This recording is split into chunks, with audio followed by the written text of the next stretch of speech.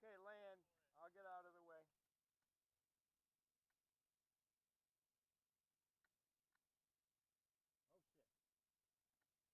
Slow down, man. Holy crap.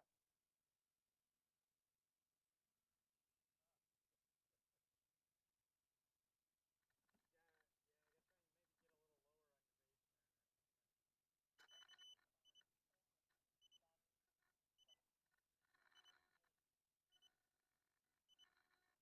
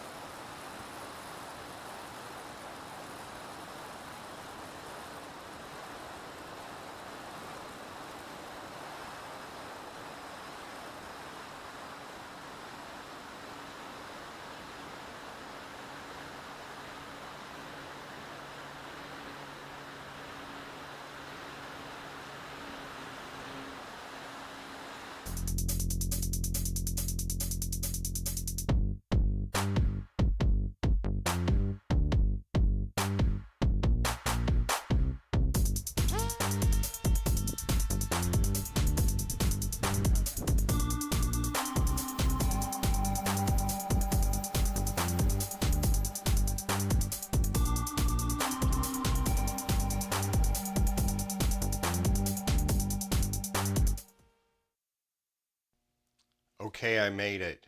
Yes, your thumbs up helped. Thank you. Thank you, Chris. Thank you, thank you. Okay, my name is AC. Well, trying this again. My name is AC. This is Dank RC. Wednesday, which means we're in the workshop.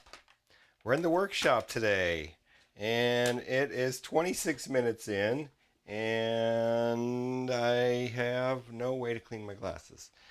26 minutes in, and I still have not figured out things, but I started an hour early to get this going. Mic is on? Yes. Sound is on? Yes. Amazing. Amazing, amazing. Last week had a camera difficulty.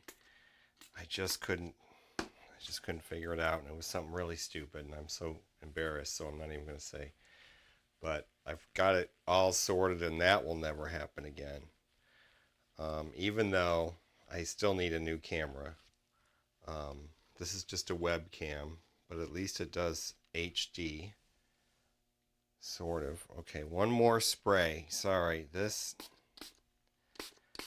It must have been hard work to get everything working. Now this time, I don't think it was anything on my end. I think it was just some misconnection with the streaming server, the YouTube ingest server. Anyway, oh my God, that is so much better. Holy smokes. So there is no news today except to say, oh, Robert's here. Hello, Robert. Chris is here. Hello, Chris. I think, oh, is it still working? I'm good. I'm good. Okay. It's still working. Everything is still working. I'm very, scared now. Everything is good. Okay. I actually tried to prepare beforehand. You know, had the lights on, tested the camera, had the mic going. Well, then I realized the battery was low. So at the last minute, I'm trying to find another battery, and I have a giant airplane battery in my pocket to power the microphone. So yeah, epic fail. It was like streaming, and it just said no, no, no. It's just not getting enough packets. 60% loss, 70% loss. It was terrible. Then it went to 100%. And as usual, at the beginning of the stream, I cannot breathe. So just bear with me. I'll get it together. Oh, okay, that's okay. All right, so what are we going to do today? What's the news? There's no news in the workshop except the same old crappy equipment that I've had. Oh, what's the news? The desk behind there is gone because I moved it, and it's getting ready for the sim pit. The Cessna 172 simulator is going to go where the camera tripod is right now. What I'm going to do with the camera, I don't know. I'm going to mount it on the ceiling somehow. So we're just going to make do. But it's going to be a while before I have to deal with that. But at least now the desk is gone. So now I can start... It doesn't matter. That situation over there is going to change. Oh, I got a watch band finally for my watch. Just put it on today. I had to take off almost every link that was removable to get it to fit my skinny wrist. And this is the watch that Kevin gave me. Kevin B on the channel. Friend of the channel. Right on. So I'm happy to have my Samsung watch back. And then I can go now put my Fitbit thingy-majiggy, which was, oh, this thing, which I was wearing today. It can go back in its standby mode. Okay, that's the only news we have on the channel. I have, we did a thing at the Flyers Club, at our flying club. We did a kids' day at the state park, which our flying club is in. So we weren't actually in our flying club space. We were in a different part of the state park. And Andy and I flew some FPV, and Andy set up everything. He set up the simulators. He had the kids flying the real flight with the radio. He had real radios, you know, like a couple of jumper T16s or something.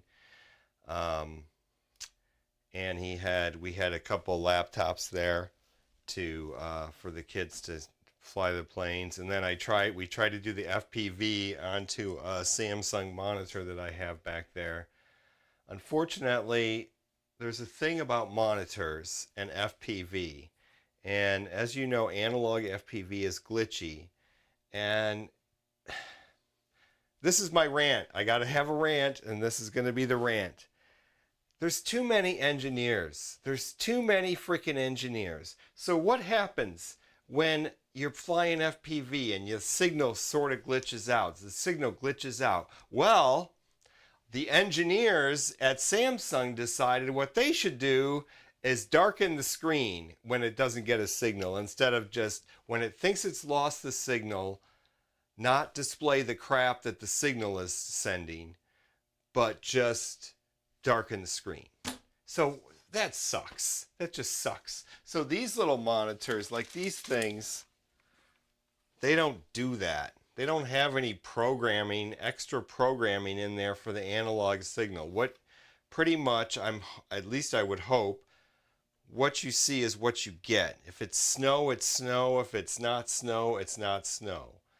But these fancy ass monitors, so I had my FPV receiver that I used to hook into this OBS studio. When we look at the FPV feed from our aircraft on this channel, on this live stream, we're looking through the analog output of a receiver stuck to the wall over there. So that analog output, also that receiver, that VRX over there also has an HDMI output. So I thought for this thing at the Kids Day, we would do the HDMI output to the Samsung monitor that's got it's like a 4K monitor, but you know, it doesn't need 4K obviously. So I thought for sure, like this other monitor here, this Eachine, this doesn't do the snowy stuff. It doesn't dampen the signal when there's no signal. You get what I mean? So I'll look at the chat in a second here. But the situation is that engineers have programmed all these fancy ass monitors to do fancy ass shit, and they don't have a mode to say, turn off all the fancy ass crap that we don't need. I just want to send an analog signal through HDMI. This, like I said, that the signal went through. If everything was good and the signal coming into the VRX, then the monitor was fine. But as soon as you started glitching, it started darkening the screen in preparation to darken it completely, because the Samsung engineers have determined that would be a softer thing for the poor humans sitting in their isolated living rooms, stuck on their computers to, I don't know what the hell. Why? I don't know. Capitalism is just sometimes just garbage. And there's of course no menu item to turn it off. Please, can I turn off all the garbage? So anyway, that's my rant. But beyond that, it was fun. We flew FPV. The weather was nice. What else can I say about it? Am I speaking too loudly? I can't even tell. Maybe it's not loud enough. I don't know. I think it's pretty low. I'm going to turn it up a little bit on the mixer. One sec. Mixer's going up a little. Just a little bit. Okay. All right. Anyway, it was nice to get outside. It was nice to fly quads. I had fixed the quads. Remember we fixed the quads? It was for the Kids Day. So now this quad, speaking of that, off on a tangent again, this quad, because it's got the big lens. So this quad now has something wrong. I didn't really crash it, but I had a hard smack down onto the ground, and it was very flat though. I flew into the ground at a high rate of speed, flat. Let's put it that way. And ever since then, the signal from the VTX has been a little wonky. So I don't know if it's the antenna, if it's the VTX. I don't know. So this might be a future project where we just go look at it and see if I'm actually going crazy or not. But then, yeah. Then this one, I decided to put a super long antenna on it to see if that helped. Because I got another complaint about my own quads. That's the only problem. It's just my own building. This whole idea of putting the VTX antenna out the very back, sticking straight out like that, is not great. It's got a huge dead zone anytime you're kind of flying towards yourself. So yeah, it's not great. Anyway, I don't think this antenna actually fixed that much, but I did turn it up like this a little bit to lessen that effect somewhat.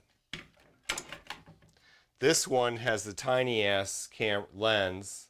They're both Foxier. I don't know what kind they are, but this one's more of a racing one, but it's not that great. Okay, so what are we going to do today? It's almost an hour in, and we're finally...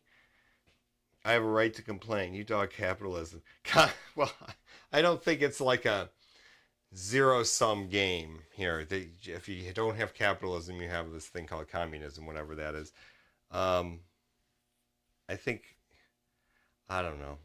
I don't have the answer, you know, and I guess if you're going to complain, you should have a solution. But I guess the solution to capitalism, at least in the short term, my solution would be lots of regulation. So, consumer-facing regulation. So, in other words, right to repair. You guys are up in Canada. Some of you guys, Robert's on a farm, I think, sometimes at least. You know, right to repair is a big thing. We should have that written in stone. These people... I don't know if you've ever heard of a laptop called, oh God, now I can't think of the name of it. There's a kind of laptop. There's a company that builds laptops, and they're all componentized. And I can't, the name just draws a blank, even though I've been looking at them for months. Anyway, they look kind of like apples. They're cool, they're slick, they're silvery, they're sweet. But you can take it apart and replace all the things, and even the newest models, the motherboards fit in the old ones, and everything is just like swap outable, and yet it's still sleek and cool and hip and silvery and shiny on the outside like a MacBook Pro or something. But it's not designed to kill you, to blow up, not literally, but... If you can't service iPhones, you can't service iPads, you can't service MacBook Pros unless you are, most things, especially the newer ones, you can't swap out the screens. There's IDs on everything. The stuff doesn't work. It says it's just ridiculous. Apple's stuff is designed so you can't repair it. Let's just be honest. It's designed so you can't repair it. Doesn't have to be that way. Capitalism can be regulated. There's my rant. I'm going to shut up now. That's not maybe the final solution that I would have, maybe, because I think, you know, it was the UAW leader. The guy and the head of the UAW in the United States, Sean Fain is his name. He had a statement the other day. He said, every billionaire is a policy failure. And that is a great line. I don't know if it's really his or not, but it's a great line, and I agree with it. The idea that somebody that can gain so much wealth that they can control millions of other people's lives, there's something wrong with that. I don't know. I won't go on that, but yeah. Okay, so what are we going to do? We're going to... Let's talk about this project here. Yes, the project. And then I'll look at the chat. The front of this is gone. The parts are here. The motor, Here, let's change to 11. 11. 11. The motor, which is this sunny sky, this fake sunny sky that I can't ever find, so I don't really know if it ever was a real thing or not. This old school receiver. Andy was just talking about these, the old Sunny Sky Silver receivers, the D series, the ESC. So we have those. Then in the old fuselage, we still have the two rear servos. I'm going to leave those in until we're actually ready to mess with them. We have the whole tail construction that I've removed from here that we will reuse. We have the wing, which here is the wing. It's seen better days. I've repaired it several times with various methods of trying to keep it straight. This is a flight test tiny trainer wing, of course. I've modified it a little bit by putting my own kind of little saddle on there so it'll sit on the plane. And this here design of the fuselage is not exactly the tiny trainer. I think I changed something about it. So I basically traced over the top of it in Illustrator and then made it. It's the tiny trainer isn't a one-piece fuselage as it comes from flight test. It's a flight test plane, of course. Flight test, you know me. Anyway, so there's the wing. Servos are in. As far as I know, they work. So we basically have everything except we have to make a new fuselage.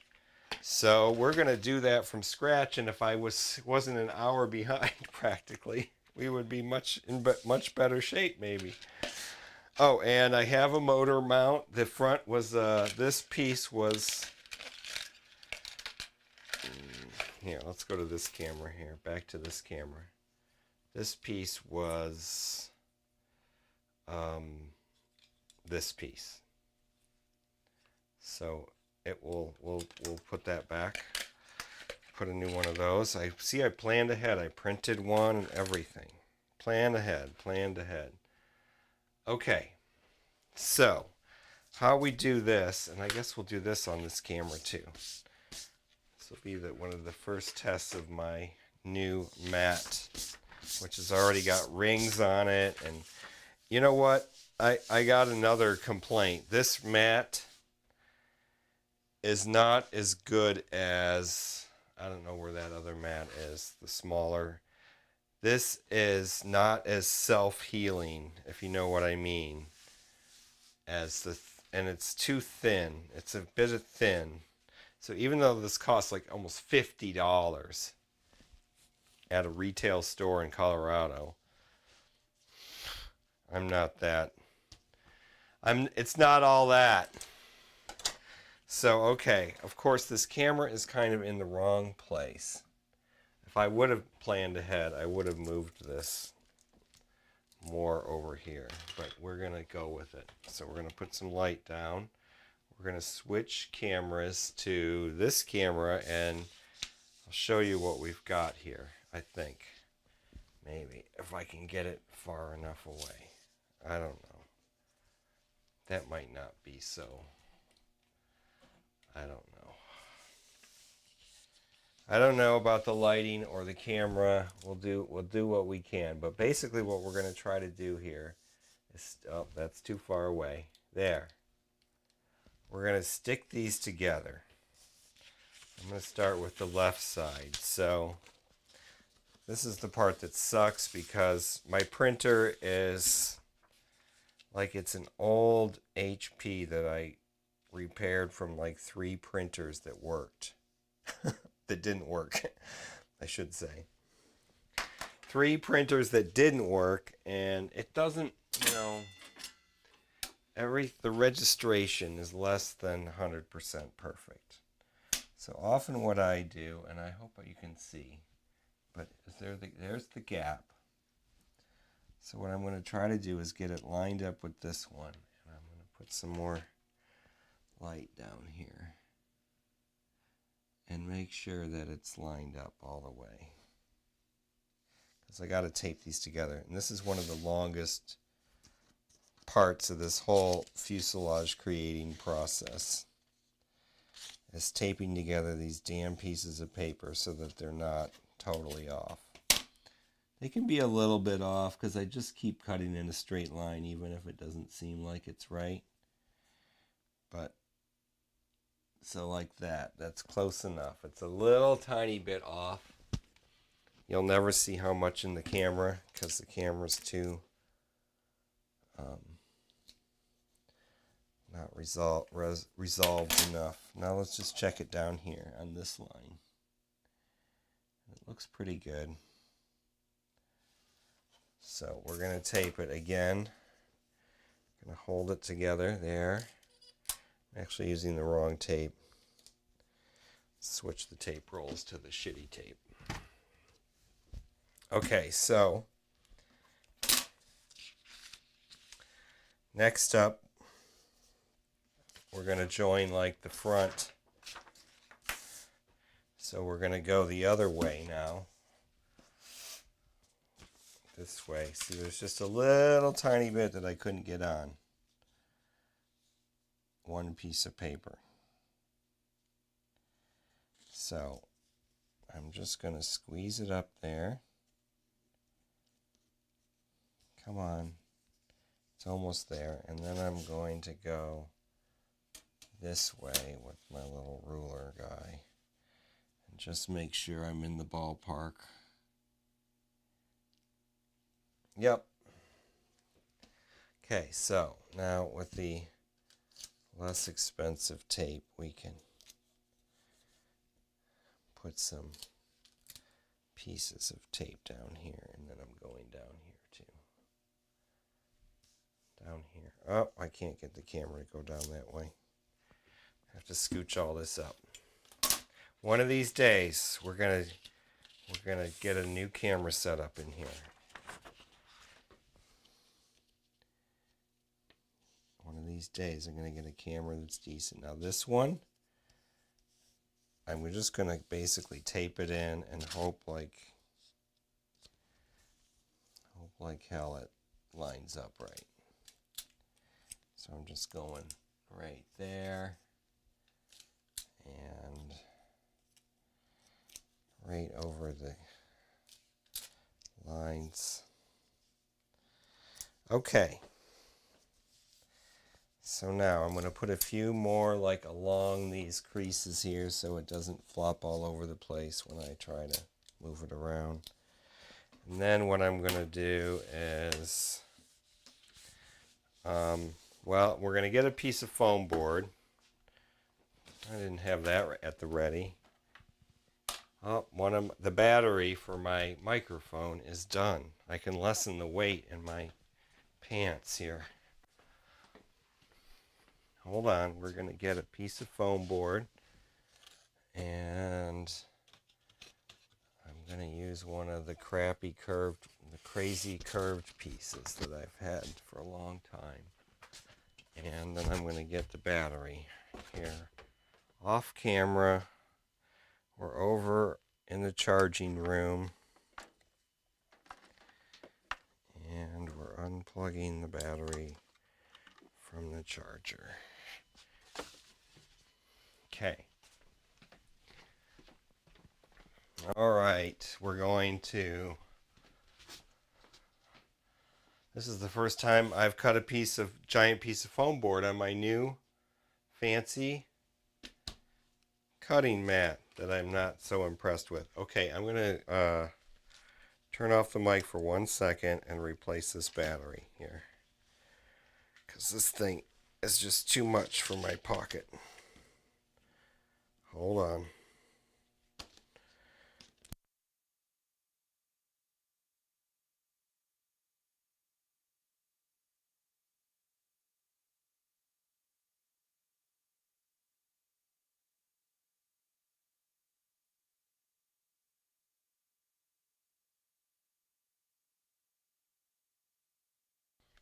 Okay, we should be back. Now I'm going to put this in my pocket, this contraption. So this guy is a throwaway thing. Somebody threw it away. And it operates on the old UHF frequencies. And it operated on 9 volts. So I have a 9 volt back. Because I'm not buying 9 volt batteries. Like one battery lasts like a live stream. And they call it's like $5. So no, I'm not doing that. Okay, so what are we going to do here? We're going to cut this so it's not so much white space around it. That's the first thing we have to do. So I'm going to set this over here. And we're going to cut just outside of the white air, the pattern. Yeah. See, what I need is an overhead camera that I have squared up right over the top of this. And so what I really need is just this camera is on a very nice, kind of pricey USB extender that I got. So I should have gotten 2 of those, but they were like $15. So, and when I buy stuff at Amazon, which I do too often, unfortunately, unless I can find somewhere else that has the same thing without charging $500 shipping. That's the thing. You can find stuff cheaper than Amazon, but then they'll add so much shipping on that it's like $10 more or something than Amazon. And if it's $10 more for a $30 thing, that's tough for me to justify. So capitalism wins every time. But you know what? I want those Amazon workers to unionize and get their rights and get better working conditions and get better pay and vacation time and bathroom breaks and all the things. So they can charge me a little more if that's what they say, but really what they should do is take out of their profits, because the guy who owns Amazon's flying rockets to the moon. That's what I'm talking about, billionaires and policy failures. A dude should not have enough money to build his own rocket and fly other billionaires to the moon. No, I'm sorry. Not while the workers in his company can't go to the bathroom and can't have air conditioning. No, I'm sorry. That's not right. It's not. That's a failure. That's a failure.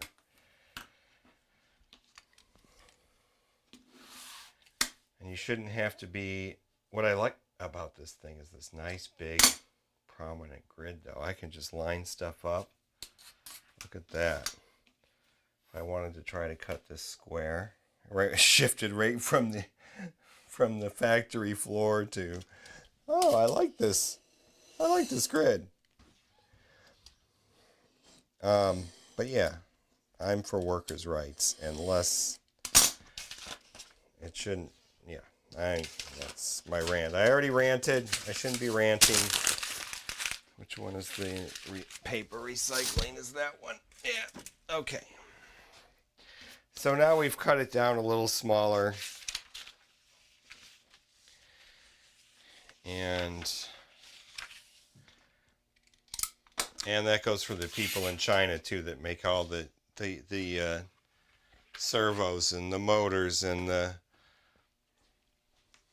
I printed 3D printed parts, the 3D printers, and they should have decent lives too.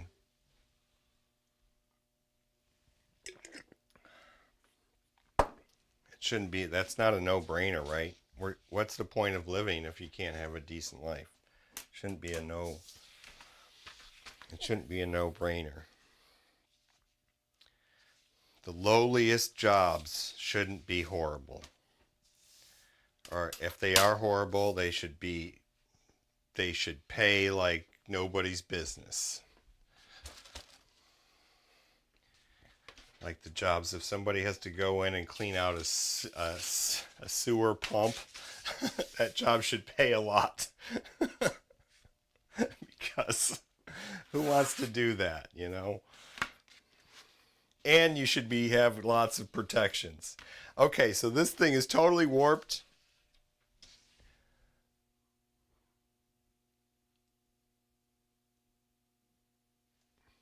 Too much for your pocket, I know. I'm a wimp. This was too much. This was too much. It's too much. Alex to the moon. Use Adobe Acrobat 005 cut marks and print only the sheets you need. Okay, well, I do the tile printing. I do it in Adobe Illustrator because I happen to have that for work. Lucky me.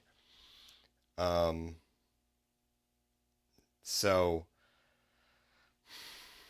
I don't know. I've never tried. Well, I've tried the cut marks, and if you line in my printer, if you line up the cut marks, it's not right.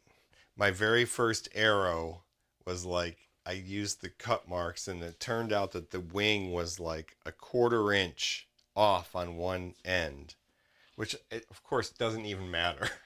And in fact, that plane never even flew. But anyway, okay, so here we go. We are going to cut this. What else did you guys say? That's a Sunny Sky V2. Yes, but try to find, I'm going to switch cameras here. You don't have to do this now, of course. Challenge for sometime in the future. Because I could be wrong, often am, almost always am. I don't know if you can see that. But it says X2208S-9. I think the 9 is like the number of windings or something for the sets the KV. But X2208S. So it looks like a V2. It looks exactly like a V2. It feels like a Sunny Sky. Oh, this might have the... I might have to use it. I might have to find a different one of these because this might be... There's two sizes for these X mounts. There's a 33 and a 34 inch size. And so I've made two different sizes of these, 33 and 34. Sunny Sky actually comes with a 34 inch. And the cheaper clone-y ones come with 33 inch. And this silver X mount is a cheap... Oh, look how bent up it is. Maybe I need to find a better mounting X pattern too for it. We're going to go look for one of those. But I have not been able to find this particular Sunny Sky motor referenced on a Sunny Sky website. I got a bunch of these at a place in the United States called Buddy RC, and they're a Sunny Sky dealer, I think, officially. So I don't know what to say about it, but I've never seen these motors listed on their website. So I couldn't get like the spec sheet. You can get like the prop sizes and the testing and the little grid that they give you, the little table for all their other motors. I could not get it for this motor. Oh, and I overprop these motors. I run these on the FT Arrows too, and I overprop them 7 by 5. That's totally overpropped for this little piece of doohickey. Okay. They discontinued. 9 is the number of poles. Number of poles. Is it the number of poles?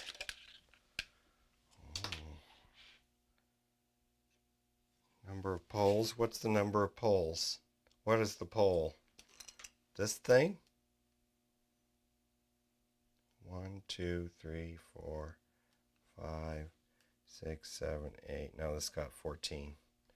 This says 14 poles. 9 is something else, and I can't remember what it is, but maybe you guys... This would be 14. This is 14. Okay. Sorry, I'm rambling. But that's what I like to do on these things. I'm sorry about last week, guys. I'm sorry about this morning. I'm sorry about the beginning of this. Now it's just excellent connection all the time. Yeah, I know that they're discontinued, but I never even, when I bought one of these, they were gone. This was like years ago. Okay, let's start cutting.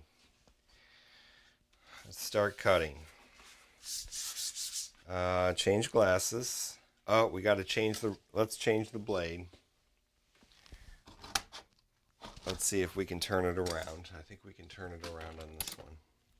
Let's start with a sharp blade. And we'll do it on this camera. It will be fancy. All right.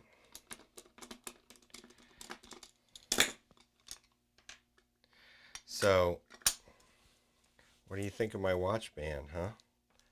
Not bad for a super cheapie. I probably did it. I should have left one more link on this side and taken off one more link on this side, and I'll probably still do that. It's not too hard to change the links. Okay, look what's happening to these blades after I clean all the oil off, and then anytime I touch them, they just turn to rust. It's crazy. But it's still sharp on that side, so we should cut with it. Why am I building this plane of all planes? One might ask, although you're not asking, that's okay. I'm going to tell you anyway. I need to, so Andy had a bigger, better plane, and he wanted to show me a buddy box system. And so I buddy boxed and flew his plane line of sight. And it was kind of like I was a newbie pilot and had never flown before. That's how bad I was. But anyway, I'm building this to, this is back to my roots. I got to get back to my roots. The very first plane that I flew, like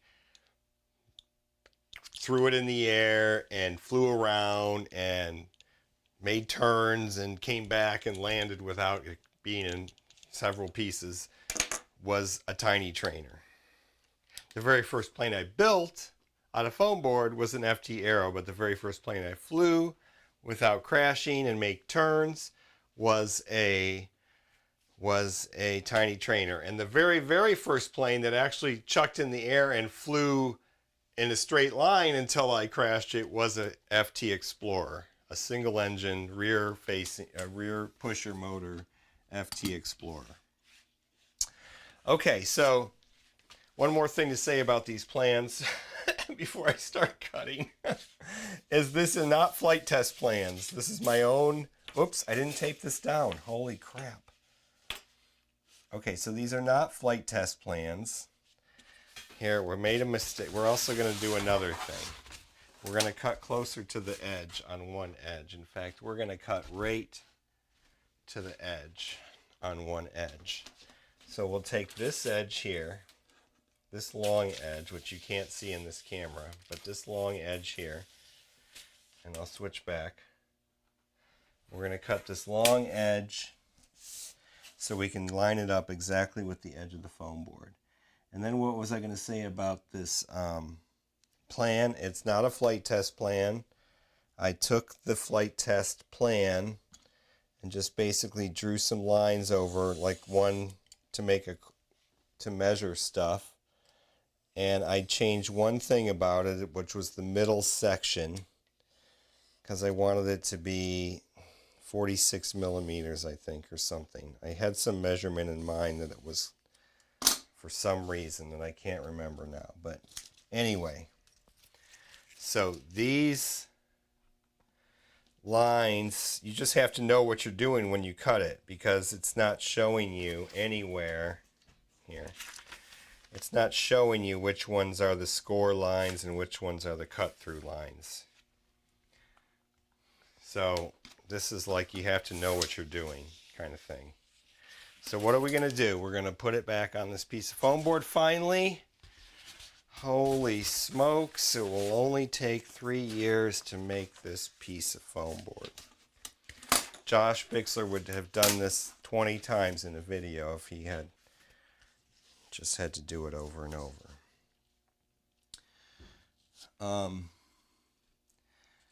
So yeah, there was 2 reasons for me to make my own plan from the flight test one.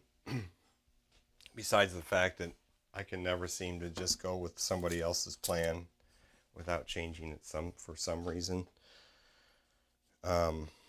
Is one, I wanted a one-piece fuselage. I hated the design of the tiny trainer in the front.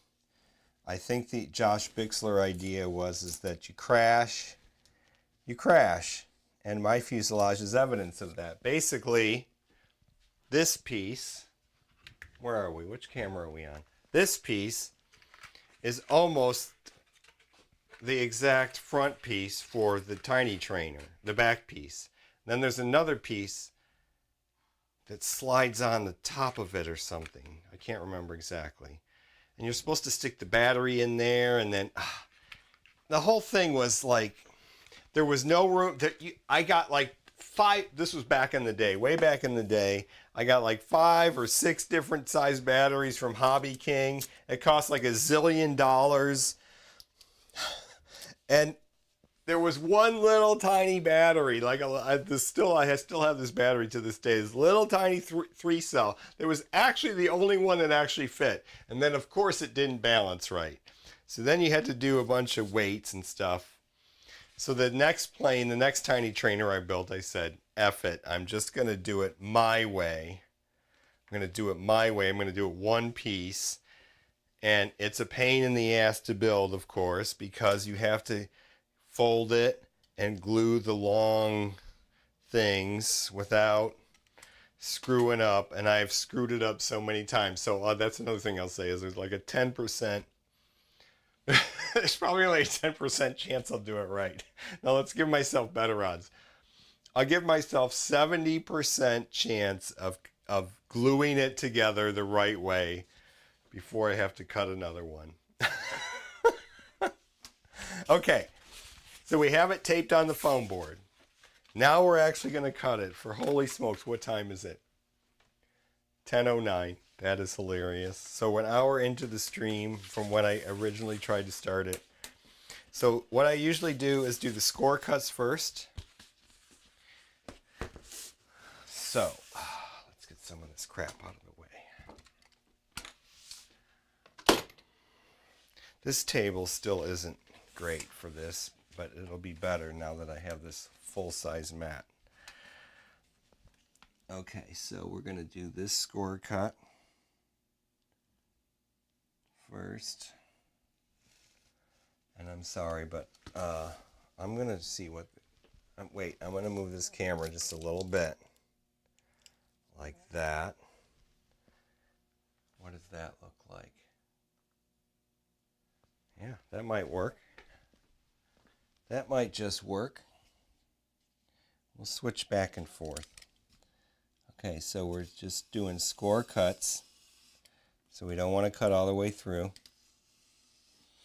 And then this one stops right there. But if we kept going, it doesn't matter because we're going into space that is not part of the plane. So we're going to stop about there. And we're going to do the next score cut. And then what I do is I'll put a piece of tape down to keep it from the whole thing from falling apart. The pattern from falling apart.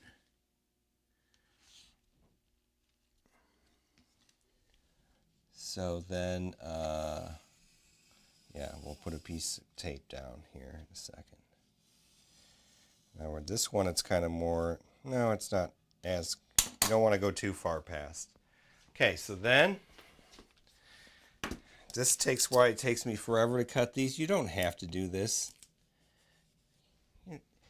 everybody would probably come up with a better, faster, more improved way to do this. Oh, and see this line here? So this is the score cut for the battery hatch, because that's another thing. We have an actual battery hatch. You know how I like hatches instead of pull-off noses. We did the whole flirkin that way. The story with the flirkin is it's right back there. It's flown many times, but it has an issue, and it has an iNav issue, I think. It has an Arthur can't tune it right issue, maybe.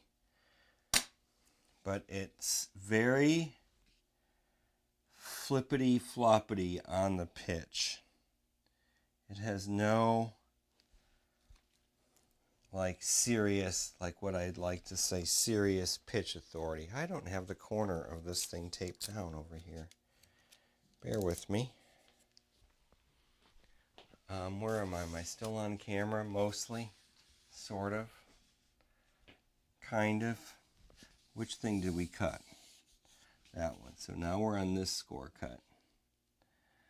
And then what we're going to do is the tail end down here. We'll go back down this way and we'll get those. You must have a sharp blade to do this. It would be my recommendation, although I don't even always follow my own recommendations, but to always change your blade at the beginning of one of these cutting jobs.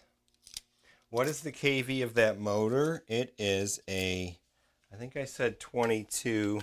Oh, the kV. It's a 2000 kV. That's why I said it's overpropped, especially on 4S. I usually fly it on 3S though. So the Arrows and the Tiny Trainers have those motors. Although I have bigger motors on my newer Arrows that I'm building now. Where am I on TV? No, it's not even on. We're going to switch cameras. There we go. We're going this way now, guys. Sorry, but yeah, that camera doesn't reach this far over this way. Because we need new equipment. So this part gets completely cut out because this part back here is this part right there. So yeah, where you see this pattern, which you can't see from that camera, there's like a box around here. That's what that's all about. So we don't have to keep cutting. That's what I'm trying to tell myself here. Now this one is an outside cut. This is an outside cut. Usually I go through and do all the score cuts first. So actually, let's do that. We're going to do the score cuts first, not the outside cuts.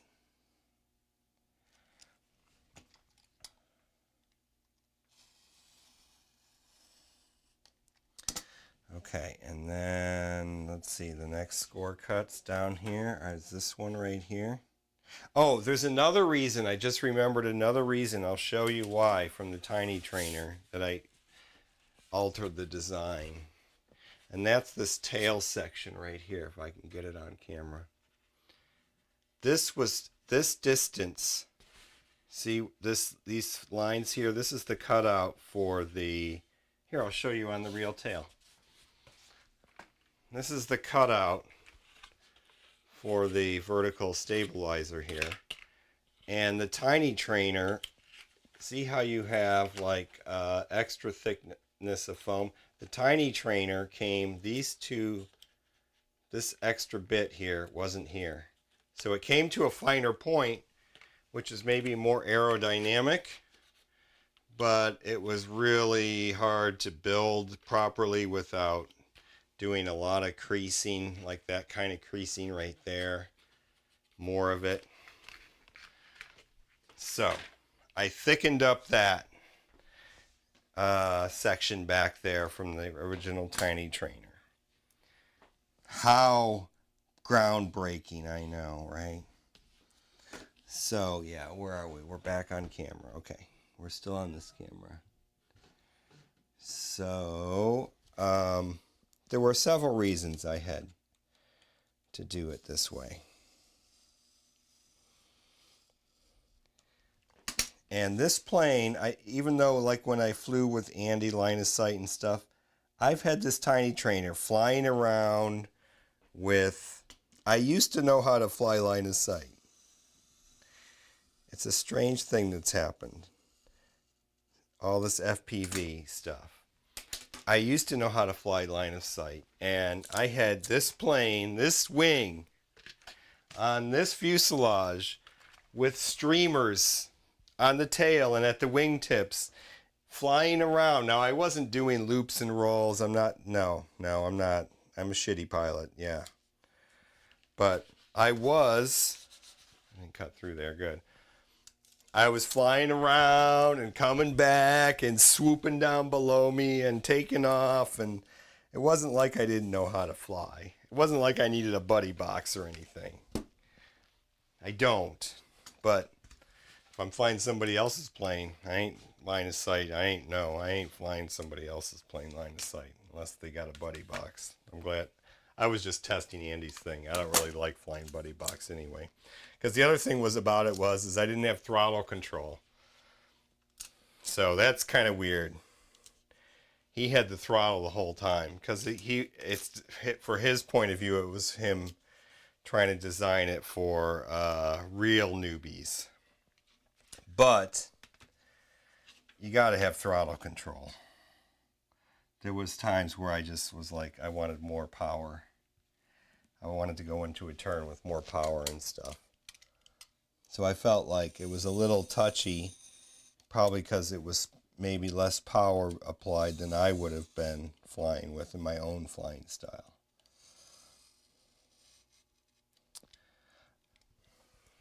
Okay, that one could have been. Here, let's go back to this camera. We can do these cuts. So we're still on the score cuts. 25 hours later. 3 hours later.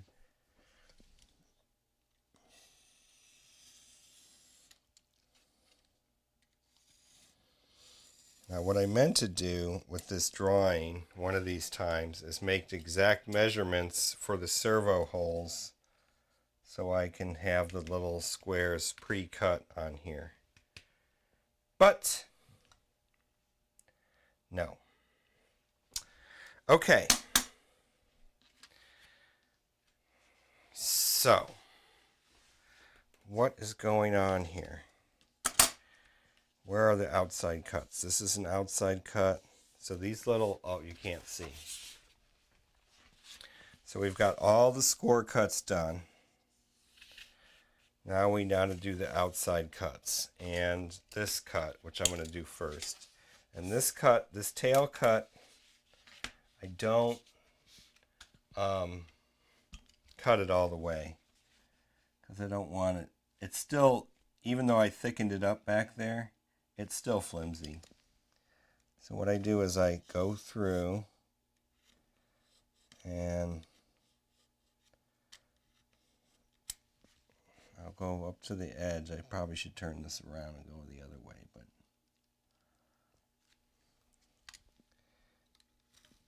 and then I'll just do one more over here just for a short one. See, it's already starting, this blade is already starting to get dull. There's already pilling of the foam underneath there. And then we're going to make one little poke. See, it's already getting dull. Unbelievable. So we'll make a few of the outside cuts because they're easier to do. So I feel like we're missing a line, but we're not. Right. That is 1.25 inches. 1.25 inches, where everything is fine. Okay, let's do, so we're going to do these, cut out these little triangles. So here, this gets cut out. This little triangle, it's actually kind of a long, skinny triangle. So I'm going to switch cameras and we're going to turn it the other way. We're going to go over here because I got to start at this end and I'm left-handed and all these reasons. So I have to say that, like, cutting these flight test planes, I like cutting them. I've never bought a flight test kit. And maybe that's better, because you don't spend hours doing this. But to me, this is very therapeutic.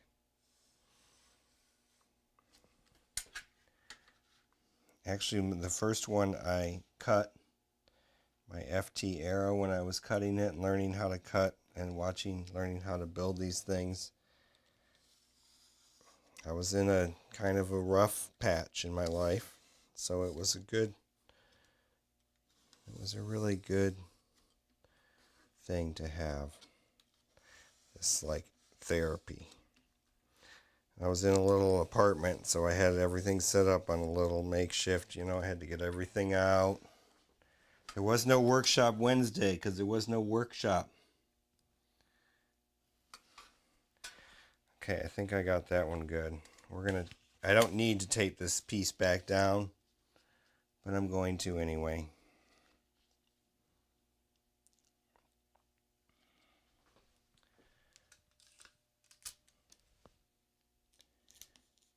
Just a little bit.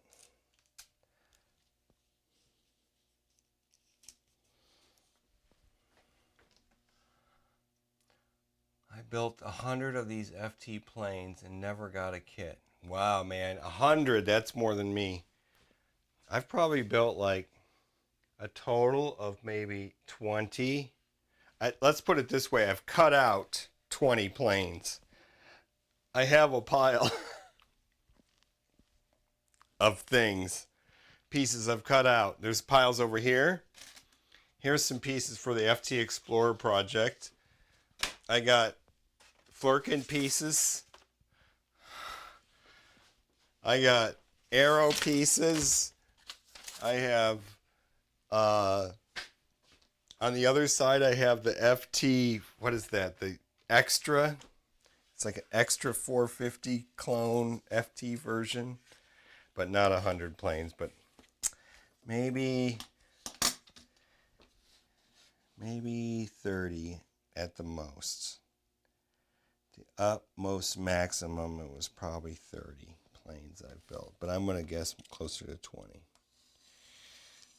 Somewhere between 20 and 30. I do like it, though. I do like cutting these things out. And I like redesigning them a little bit, too. I mean, this foam is like such an awesome material to experiment with, because you're not going to break the bank, you know? If you screw up this piece of foam, you've spent some time. But that's it. And that's another great thing about, that's why I said line of sight. I can crash this puppy. And who cares? Just like that one up there. The iNav one that, I don't even know if it's on camera. No, it's not. Oh yeah, it is. That one. We're going to get that in the air one of these days. And if we crash it, well, we crash it. Okay. We're going to cut outside. We're cutting outside. I'm probably going to do this in the wrong order because I'm talking to you guys and not thinking. But I've tried to maintain my brain about what we're doing here.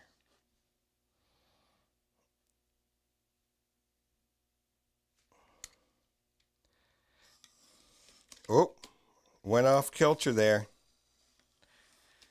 Doesn't matter. We went off kilter into no man's land, so it doesn't matter. Okay. We're going for these little triangles here. We're trying to get these cut out while our blade is nice and sharp. Because we have to go to that very sharp little point there where we're going to be folding. We don't want any blunt edges at the end of these triangles. We want a nice point right here. So I'm going to start by not pressing all the way. That's another thing. When the blade's not super sharp, and with these crappy DeWalt blades, well, they're never super sharp. I don't even think they're super sharp when they're brand new, but they're decent when they're brand new. But after you cut through this foam 3 or 4 times, you are going to be dulled out.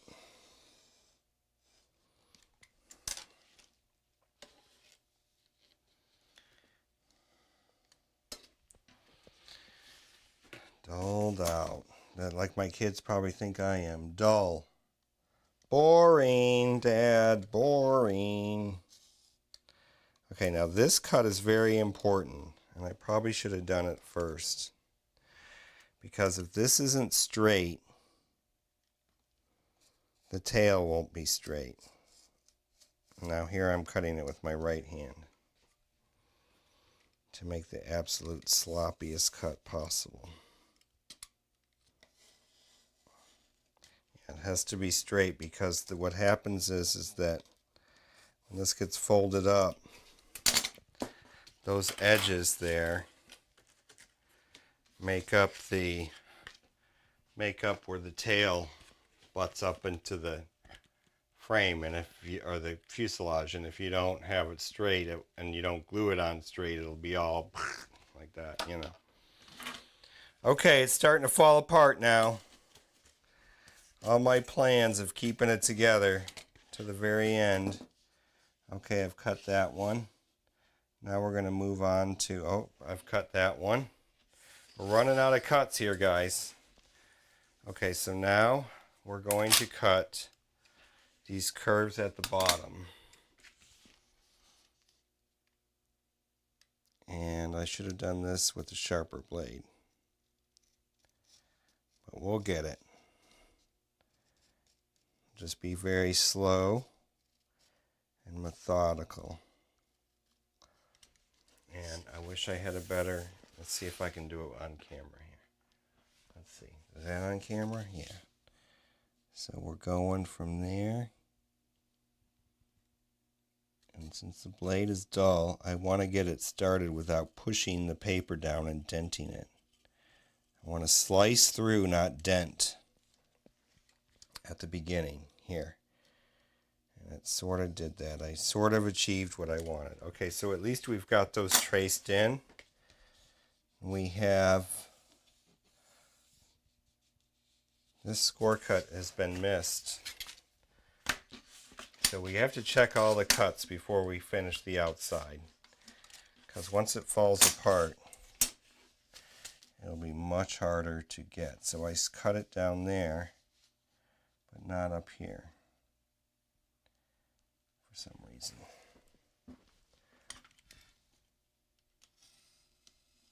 And this is a score cut, I think.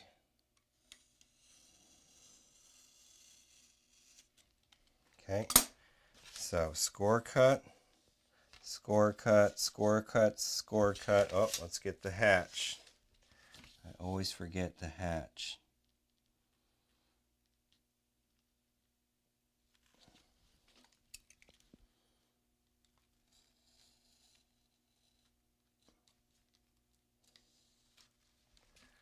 Okay, so now we're going to finish up the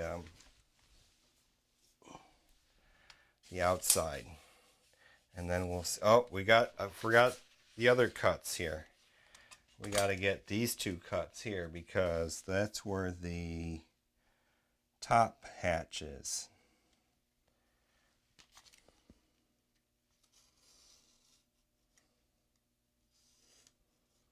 And those we can actually cut through a little bit.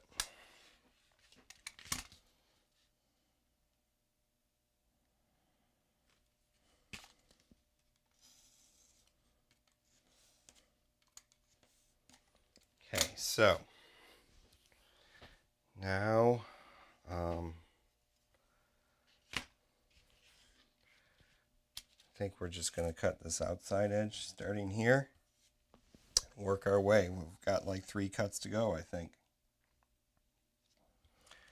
It's more, don't make it more complicated than it needs to be, right? Me and my too many engineers rant.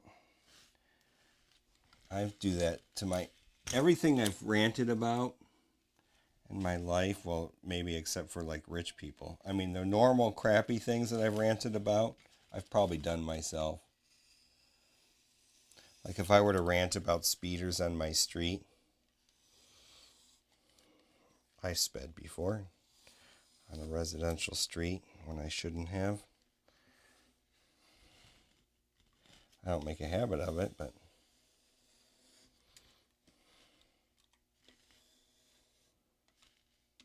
we do have a problem around here with speeding, but it's not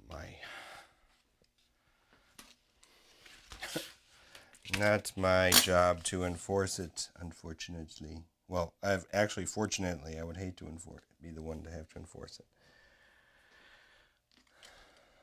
Okay, I should get this one first. This line here. Maybe we can switch back. Where are we? We're right here. Yeah, we can do that. This is the very front edge of the plane here.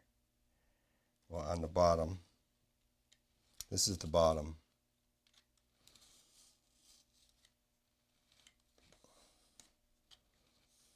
Okay, now I gotta go right-handed.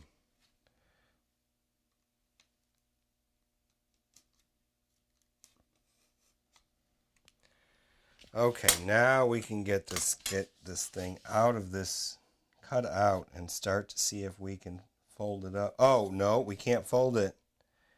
We got to cover it with tape first. So much easier to cover with tape before you fold it all up. I don't know if I'm getting on camera or not, but I think I am. Okay, oh, I went too far. Don't waste foam. Okay, there's our piece.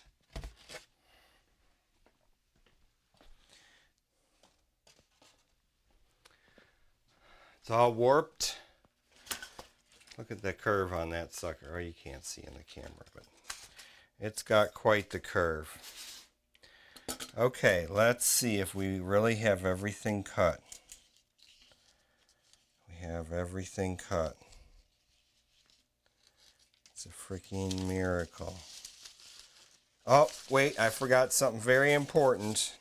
Very important, you guys. So we're going to flop the pattern back on here. This here line going this way is a bend line. So what we're going to do is we're going to take this semi-dull one. If I can clean it off a little. It's kind of dirty.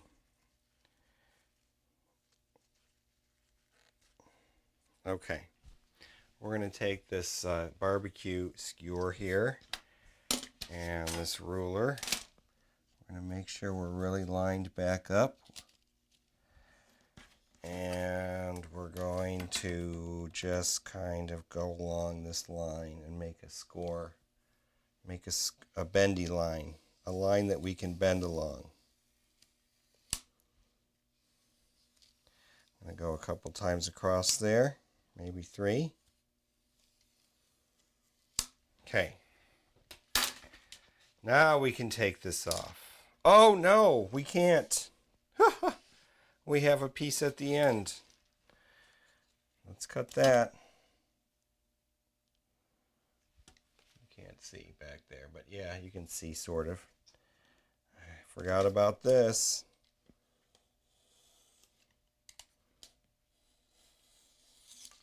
All right. Now we can take this off.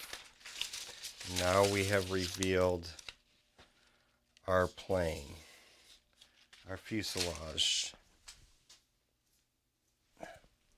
So we're not going to bend it or score cut it or anything yet. We're going to take these triangles out. Oh, this one needs to be cut more.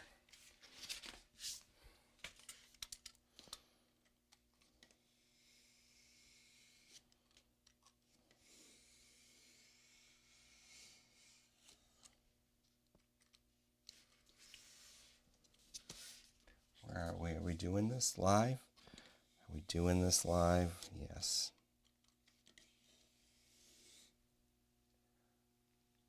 Tape first would have saved you so much work. You mean tape first before even doing the cutting? No, I like to tape it after I do the cut, because sometimes I tape a pattern on there. And then I'm not wasting my precious $1 foam. Okay, so now we're going to tape on this side. This is the side that gets taped. And if you look at my other fuselage, where are we? Let's go back to this camera. We tape a certain pattern, try to tape a certain pattern on there to give it something. So we're going to do that again. So we can either do red or black, and we're going to do red. So I'm going to clean up a little bit here. Get red tape.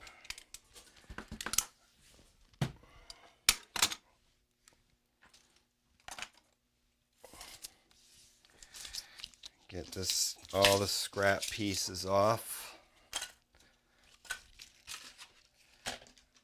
All the tools off. One thing for sure, I can't pick up a piece of paper off of this surface. It's crazy. Okay, this is all recycling. Okay, this is going to get taped. And the middle part, this part is the bottom. Right here.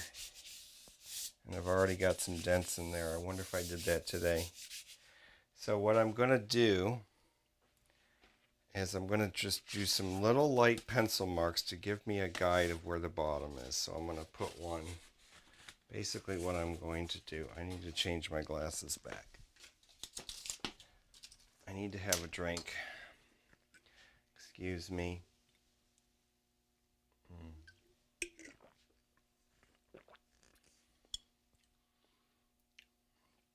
Silicone mats are the trick. Use breakaways and those get thrown in the garbage in my shop. Well, Robert, I have to say that I have the breakaways here. Which camera are we on? Oh my God, we are way lagged. That's crazy. I'm looking at one screen and that was like what I did a minute ago, it seems like. But anyway, okay, that's all right. I have breakaway knives. And I even have some extra blades and stuff, but at least one size. I guess I'm out of the smaller size.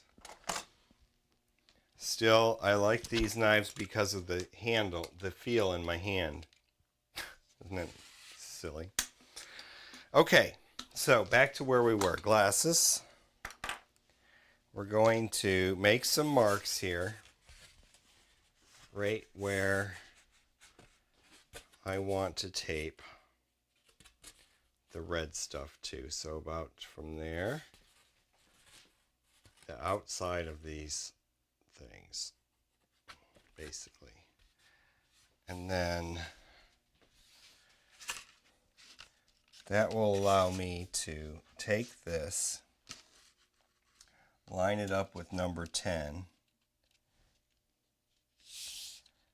Line number 10 like that. Is that even straight?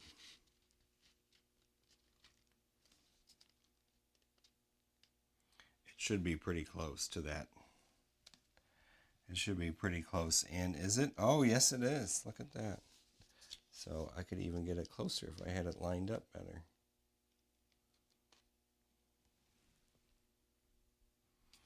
Okay, that's at least close enough. So what I'm going to do is have a couple, we got to use the shiny good tape this time. We're going to tape this down to this mat a little bit, just a little bit. Right like there. And right here. The one reason is because it's bent. It's warped. That was a shitty piece there. Crappy. Okay, and right here. That's too long, but we'll use it anyway. So this will help me hold it down, keep it in place while I tape. So we need a card, a plastic card, which we have here.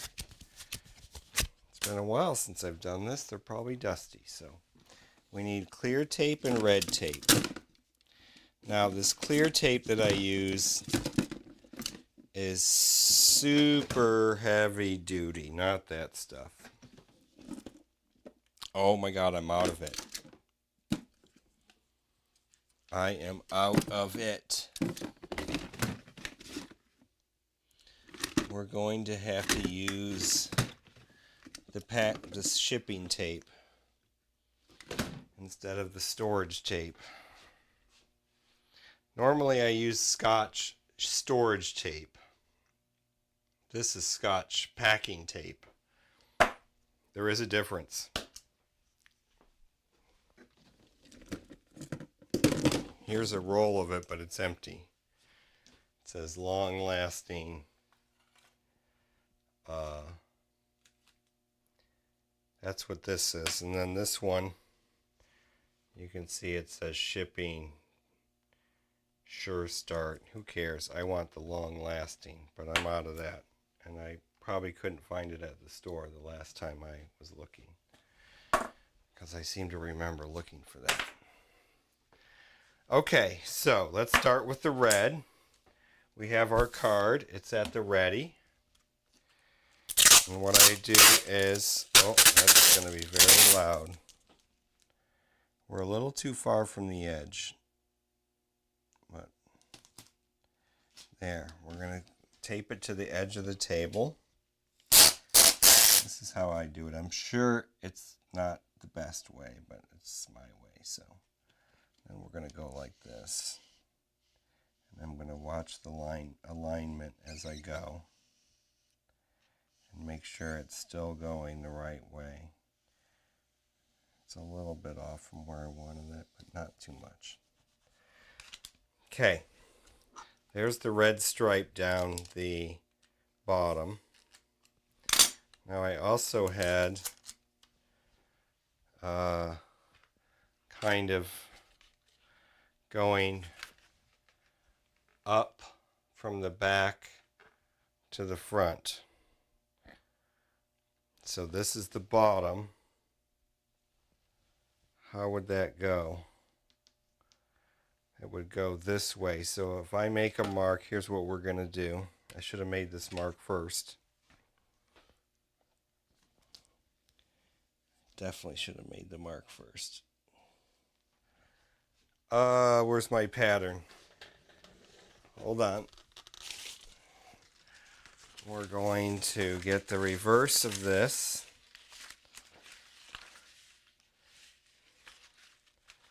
Which is this.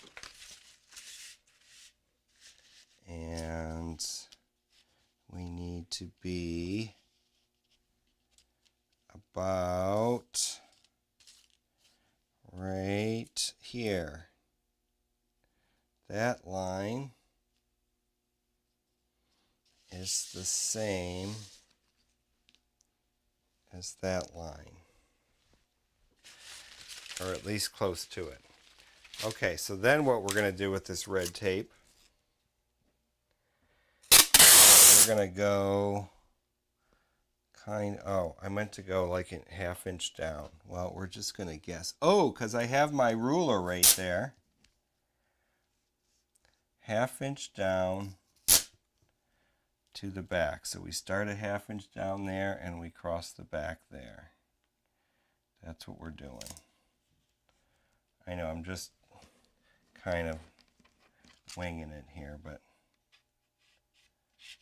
and I got to stop it from wrinkling too.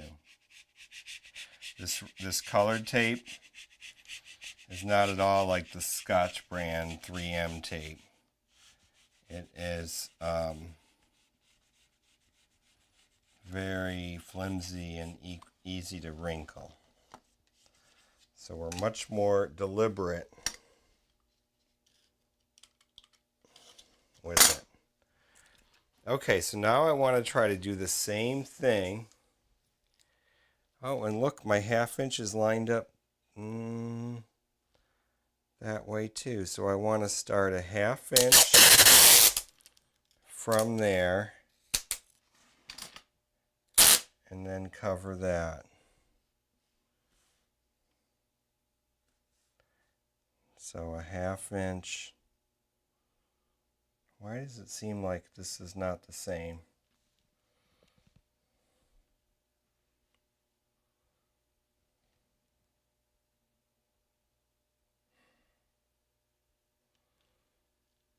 It's a ½ inch from that line. That's why.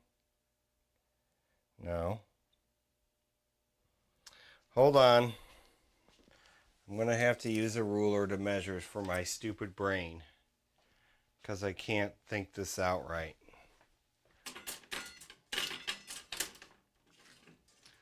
Let's measure. I guess we're measuring in inches. Exactly 2 inches.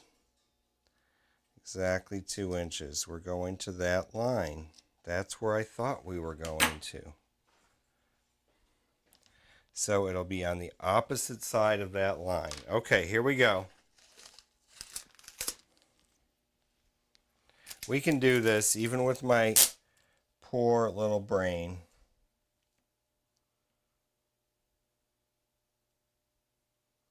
The opposite side of that line. There we go. That's where we're going. The problem is I don't want to be going on the top.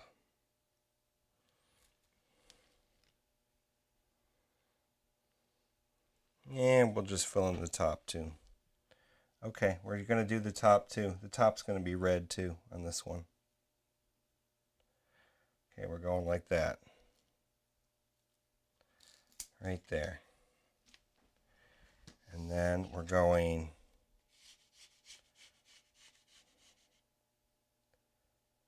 this is so not right. I'm off. I'm curving.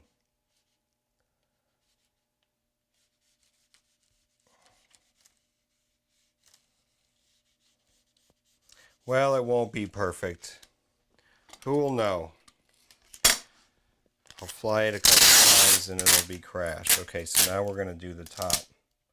We're just going to go straight across like that. And we should be right at the edge of this until that. Oh, I'm getting off a little bit. Went on a little curve. See this tape? It curves so easily. Okay. Now we just have a few little spots to fill in with clear tape.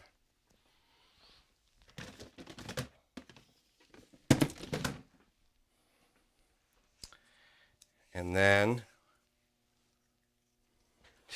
I can't believe this is all that we got. I should be able to believe it. This should not be surprising given my track record. Oh my God, this tape sucks so bad. This tape sucks so bad compared to that. Compared to the packing tape, the storage tape. Okay, we're gonna go way down because it's got like a got like a curve at the end. Okay, we're just going to overlap a little here.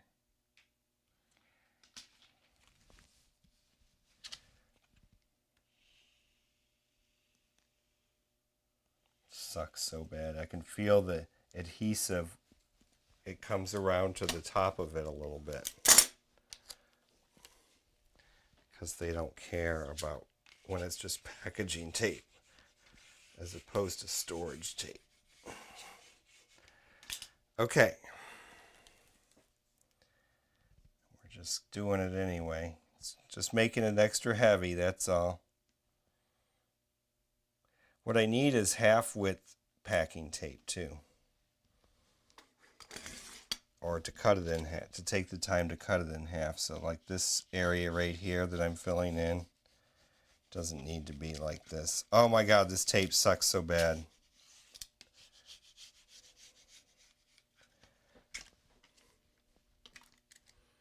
It's actually better than the colored tape, so I don't know what I'm complaining about.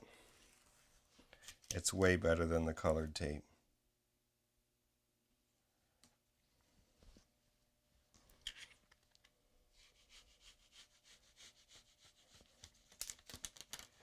Still going all the way, even though we don't need to. And then one more. Boo-hoo, way overlapping.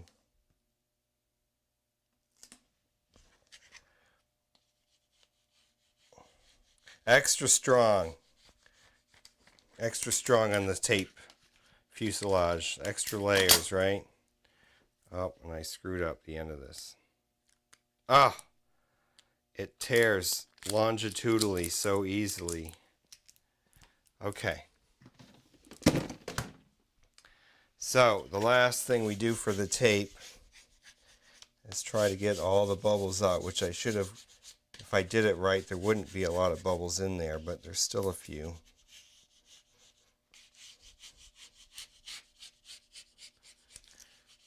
Then we'll cut it off around the edges. First we have to make sure we got a nice bond.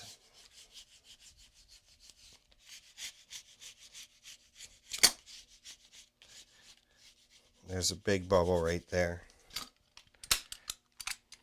By big, I mean like 4 millimeter cigar length. Cigar shaped, 4 millimeters long. Okay, now we're going to cut this out. And we just go right along the edges, where there are edges. Carefully.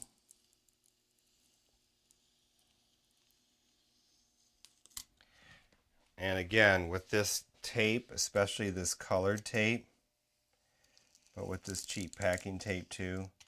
Oh, shit.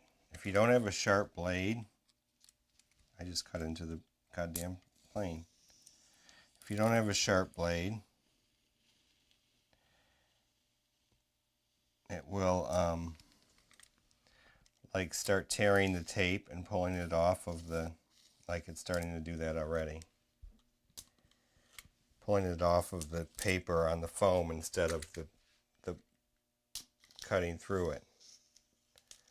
Sort of the analog to the pilling of the foam core when you're cutting it.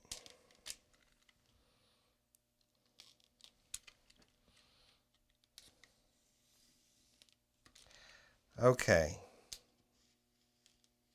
Almost done with this part. It's almost going to come off the table here. When you tape it like this, it's not going to come off until you get like all the tape cut out all around. And I'm actually going to, oh, it's starting to do that thing. So we're just going to have to pull it up in a few places and then cut the border better. Okay, so let's see what we got. Okay, we got it. So now what we have to do is clean up a little.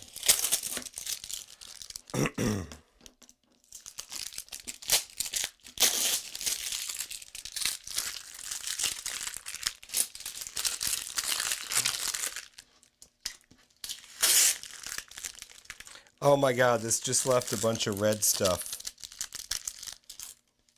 on this board, on this cutting mat.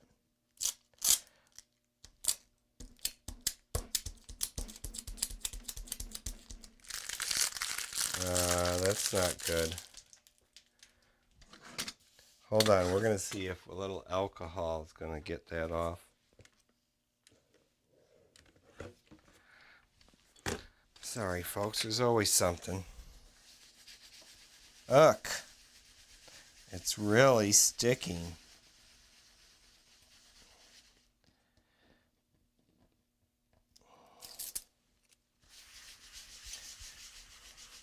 Well, that's how a board starts to look used.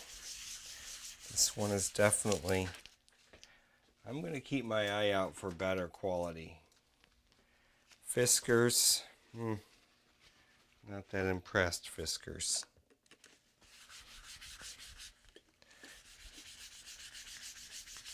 Okay, good enough. All right, folks. Let's see what we can do here to finish at least. Oh, look at all this. I can't. It's all stuck everywhere. Oh, we're not on that camera. It's all stuck. There's sticky goop. That is not good. Let me try. I need to get some scrubby pads. I had a little right here.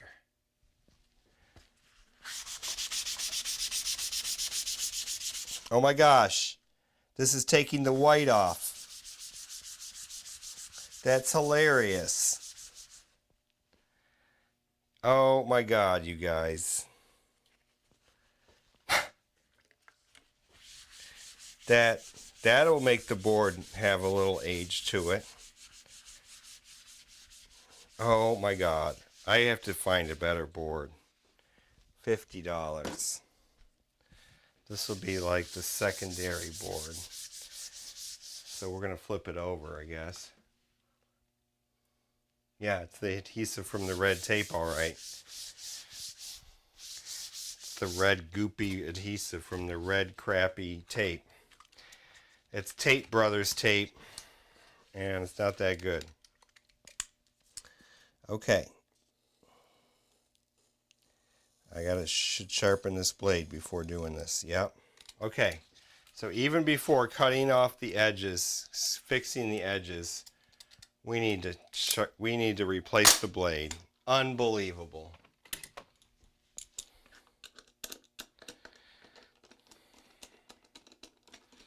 Unbelievable.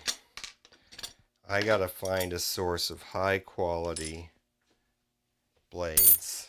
I know. Or do the break off ones, but I don't like those break off ones. Those are only for certain things. The good news is these DeWalt blades, this pack of 50, I've only got a few left. Because 50 don't, and they did make sure that they didn't rust. They're nice and oil coated, which is good because I don't want it to rust. But then I gotta put it in my blade and then it rusts just from me touching it. So I'm not gonna touch it. I'm just gonna touch the very top. Put it in there. I'm gonna wipe it off where I touched it.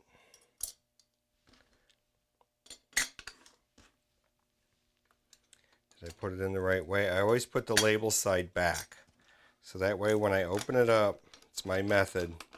I see the label, I know it's toast. If I don't see the label, I know I can turn it over.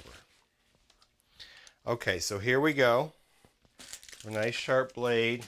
We have a sticky, gummy, matte surface. Let's get this cut off.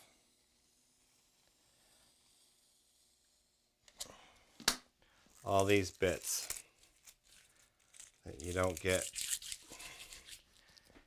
like especially in these little triangle spots. So definitely want a sharp blade for this part, because we want to get the tape right to the edge of the foam. And then it just comes out just like that.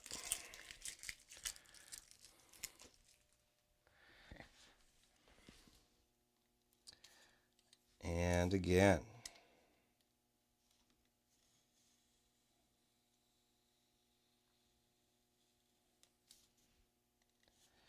We just want to make sure we get right to the edge.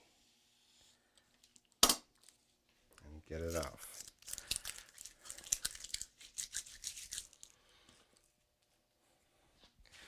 Then we still have one more.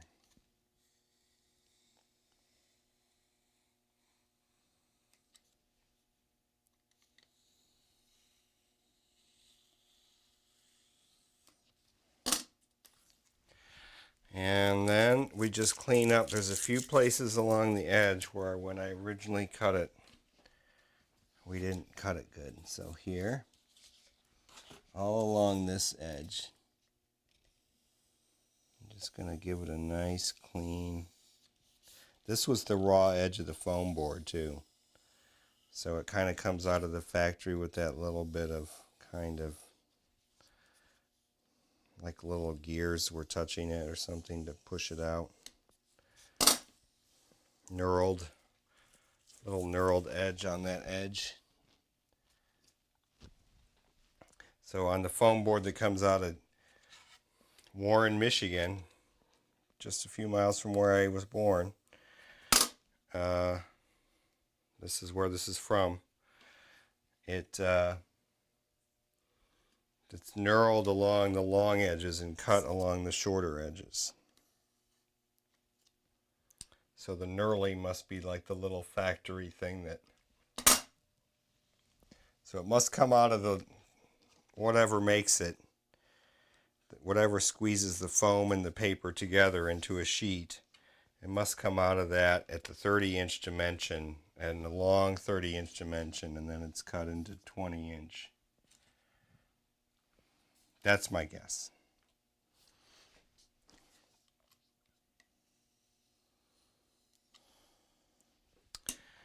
Okay. Just a few little bits to clean up. It's not tedious, like I said. I enjoy it. This is like therapeutic. And the cool thing is that you start out with a raw piece of foam board, and you start folding it together and cutting. You cut it and fold it and tape it, and it almost becomes like a different kind of material after you've got it taped and folded, and it's like it's different. It doesn't seem like a fragile piece of foam anymore. Just kind of cool. Okay. Here we have it done. So the next step, we're going to keep going until 10 minutes after, because round up, I so screwed up at the beginning. So what we're going to do is just go through the, the score cuts and just redo them just to make sure that they're all like relatively good. And this is another disadvantage of this design here, is that the longer you have these score cuts and these long folds and glue seams in flight test planes, the more difficult they are to build, because you have to pay attention to a longer span. You have to fold it right, you have to glue it right. Okay, we're going to get these curved things cut all the way out now.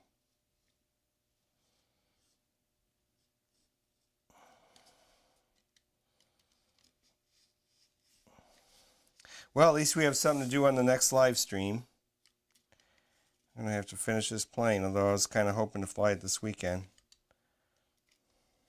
I got other line of sight planes to fly. I got plenty of other things to fly. Holy smokes. That's like the silliest thing. It would be the silliest thing for me to say, oh, I have to have this plane, because I have so many planes. Okay, so now we can take this part off. That's the front. we can start. Oh, I still have to finish. So you can see some of these score cuts they're kind of thin. Because my first score cut's usually very thin. I just barely break through the paper. That helps me make sure that I'm not cutting through. And then when the paper's off, when the pattern is off, then I can see exactly how far I'm cutting and feel the foam better. Whoops, went off kilter there in the weakest spot of the plane. So much for feeling the foam better. Jeez. Okay. I'm going to make sure that these lines poke through the tape.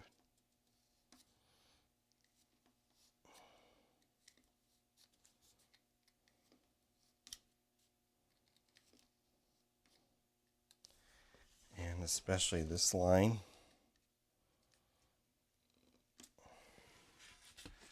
I'm going to make sure that I have it clearly marked there. Okay. And that is just a score. But these two are where I want to cut the hatch out.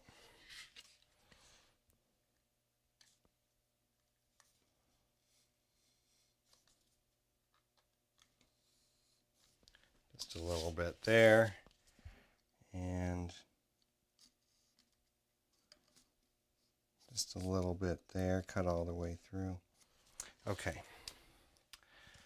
All right. Oh, these score cuts still need to be fixed. We just need to take our time and go through them. This could be some kind of I should have a mic on this blade and get the cutting noise. I don't think you guys can hear that. That would be very soothing. I'll have to do some test recordings. I have that border mic. The only thing about that border mic is that it lets in too much of the ambient buzzing from all my electronics around here. There's a buzzing coming from that corner and everything's off over there. So I gotta see if it's my lights. Okay. That is it. So now what we're gonna do is, oh, look at that first fold. And then carefully, if we did this right, we won't have much trouble. But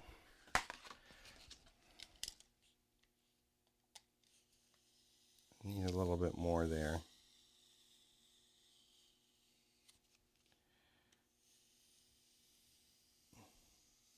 It's a tough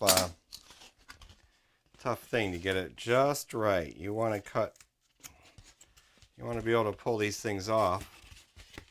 So what I do is fold this back so I have better access to this side. I'm going to be able to pull these things off without bending the foam,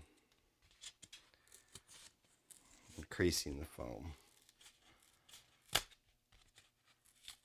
And the deeper you have it cut down towards the other paper, the better it comes off. So there, that's what one good one looks like. There'll be a little cleanup along here that I'll have to get. Okay, so now we're going to fold this one, and then we'll try to get it off again without creasing the parts that are going to stay. Normally I do like 3 or 4 mistakes every time I make one of these, and it never really matters. So if you crease it, you can just It's not that bad. Usually just cosmetic. Okay, we got 2 of the 4. This one.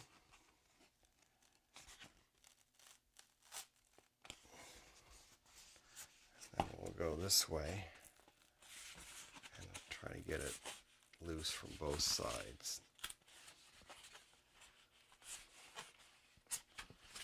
And then get it loose just down here where it's just snot.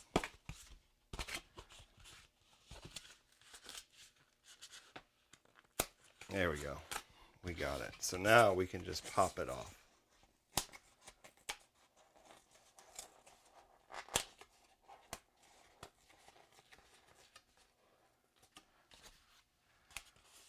Maybe not so easy back here. This is the part where you have to be the most careful. It's super easy to bend this back part.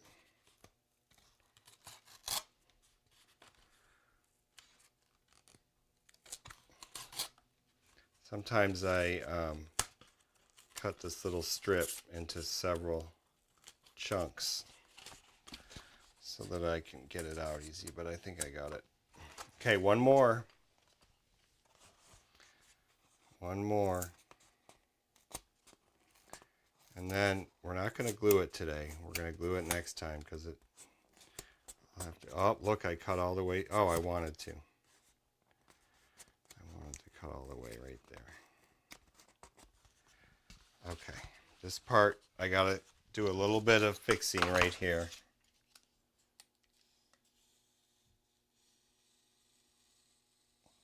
You can feel it when you haven't cut through enough.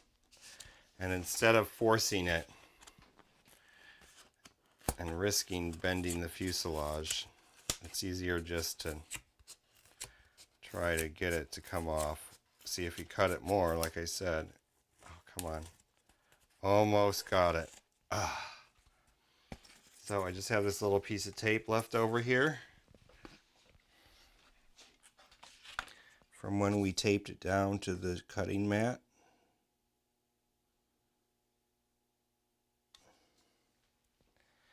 And now what we do is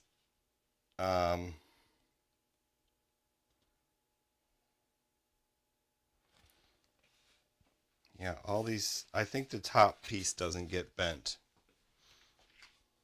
So there's no reason to score that right there.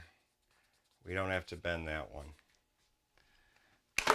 I did score it, but so we're going to bend here. And we're going to just try to get it to bend a little bit like that. We're going to do each one except this top piece. So we're going to do here. We'll do here. And we'll do here. So we got all 3 of these bent. Then we're just going to test fit this now. And so if I can remember, we'll do one like that. This will be the first glue joint along here. So we'll do this. And usually what I do is I have like, I have some foam. Oh, come on. Wrong piece. Wrong place. I have some foam. Some scrap foam. I think it's 2 pieces or 3. 2 pieces. 3 pieces. I'll tape it together, glue it together, something. Stick it down there. That'll hold that. Then I go like that. That's the first glue joint. And then the second one is there. It's going together well. I need to clean out that channel just a little bit. And then the last glue joint is the top. And it's actually 2 glue joints at the same time. So you have to go all the way down both these joints here, glue it together, and then you end up with this. So yay, we're almost there, folks. Usually the place I screw up though is the gluing, not the cutting. Okay, so next week we will finish this. And I'm going to put in a piece of wood here so that this piece that I bent, oh, that piece is supposed to bend. I'm going to put a piece of wood here so that this piece doesn't bend by accident. Okay, so next week we'll glue. We'll just put it together. It doesn't take much to put it together. Just cut out a couple servo holes, glue in the motor mount, and punch the holes for the wing mounts. We'll have to make sure that we do all of our, I have reinforcing usually in the tail, although this one doesn't have any reinforcing in the tail, and at the wing saddle here. That didn't help this plane now, did it? But I obviously cut it. I was thinking of just building a new front for this part. And we might still do that too. We could do that. Could easily build a new part for the front just by taking one of these and going and then sticking it on there. We could totally do that. Anyway, okay, guys, gals, peeps of all ages. Olfa blades. Oh, you've told me about Olfa blades. I have them in my cart at Amazon and I totally forgot. So thank you, Robert. I have them in my cart. I found Olfa blades. Maybe not Amazon. Maybe it's that hardware store where I used to buy glue sticks. I can't remember. Anyway, I will look. But Olfa blades, I put them in a cart somewhere last time you told me. So I should buy some more. Some, not more. Some. Okay, folks, we're going to say goodbye for today. And I would like to thank Chris and Robert. I guess you guys were the... somebody else is here. Someone who remains nameless. And I'm sorry that... let's see. Where's my mouse? Where is it? There it is. Let's see what I missed. A bunch of chat. Crash a lot, melted the foam. Favorite was the Mesa RC jet planes. You guys were talking to each other. That's good. Okay. Clean the oil off of them with alcohol. Oh yeah, I always do that, Chris. That's my thing. I always clean the oil off of them, and then they get rusty, like this one. Not rusty, but they get stained because I touch them, and then these ones were like oxidize instantly. Anyway, I'll ban on WD-40 next year in Canada. They're going a little too far with the bans, you guys, in Canada. I'm going to go on a rant. Try to remind me about my rant on banning WD-40 in Canada and similar actions. Anyway. You need to lose the tape and start ironing your edges and using the polyurethane to seal off your FB planes, FT planes, flight test planes, right? Foam board planes, FB foam board. Saves weight and durability and waterproof as well. Ready for paint. And using polyurethane. Oh! We'll talk about that next time. Try to remind me. Fiskars is good gear. Okay, well, this is Fiskars. We got good gear here. Let's see, what else did you guys clean it with alcohol? I got the alcohol. Olfa blades, Olfa blades, Olfa blades.